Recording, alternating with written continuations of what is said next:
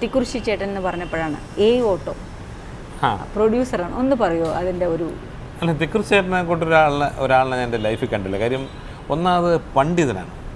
പണ്ഡിതൻ വെച്ചാൽ പുള്ളി 1ാം ക്ലാസ്സിൽ പഠിച്ചത് തൊട്ടും എന്തായാലും ശരി പുള്ളി കവിത എപ്പോഴും നമ്മളൊരു കവിത എഴുതാൻ പറഞ്ഞാൽ അപ്പോഴും പുള്ളി കൊണ്ട് എഴുതും, മനോഹരമായ കവിത. പുള്ളി സിനിമയിൽ വന്നിങ്ങനെ ആയതാണ്, അല്ലെങ്കിൽ ഇവിടുത്തെ മഹാകവിയാവുക. ഭയങ്കര പാണ്ഡിത്യമുള്ളതാണ്. പിന്നെ മാൻ വിത്ത് യങ് മൈൻഡ്. ഇപ്പം ഒരു ബാലനടൻ വന്നിരുന്നാലും അയാളുമായിട്ടും തിക്കുറിശിയുടെ സിംഗാണ്.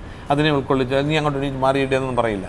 ആ പയ്യനെ ഇഷ്ടപ്പെടുന്ന കഥകൾ പറഞ്ഞ് എനിക്ക് മറക്കാനേ പറ്റില്ല. എൻ്റെ വീടിൻ്റെ കല്ലിട്ടത് എനിക്ക് അറിഞ്ഞൂടായിരുന്നു. വീട് പൈസയൊക്കെ ഒന്ന് ഏത് കാലത്ത് തീരുന്നറിയില്ല. എന്നാലും തുടങ്ങി വെക്കാൻ നല്ല തിക്കുറിശിയാണ് വീട് കല്ലിട്ടത്. കറക്റ്റ് 1 വർഷം കഴിഞ്ഞപ്പോൾ വീടിൻ്റെ പാല് വെച്ചൊക്കെ ഭയങ്കര ഐശ്വര്യമുള്ള മനുഷ്യനാണ്. നല്ല ഭംഗിയുള്ള വീടും. ഓട്ടോ, വെള്ളാനകളുടെ നാട്, അനന്തഭദ്രം, ഇങ്ങനെ നീണ്ടു കിടക്കുകയാണ് ലിസ്റ്റ്. ഇനി ഒരു റീമേക്ക് ചെയ്യുവാണെങ്കിൽ ഇതിൽ രാജുചേട്ടൻ ചെയ്ത ഏതെങ്കിലും സിനിമകൾ ഒരു റീമേക്ക്? എൻ്റെ അടുത്ത് പലരും വന്ന് പറയും ഇങ്ങനെ വെള്ളാനകളുടെ നാട് ഒന്ന് പാർട്ട് 2 എടുത്തു. ഞാൻ പറഞ്ഞില്ല, ആ സിനിമ അവിടെ തീർന്നു. അല്ല, ഇനി അതിനെ ശോഭനയെ കൊണ്ടൊന്ന് കളവിയാക്കി മോഹൻലാലിൻ്റെ ഇതാക്കി മോഹൻലാലിന് വേറൊരു മോഹൻലാലുണ്ടായി. അതൊന്നും താല്പര്യം. ഞാൻ ഒരിക്കലും അങ്ങനെ സെക്കൻഡ് പാർട്ടിന് സ്കോപ്പുള്ള കഥയേ അല്ല.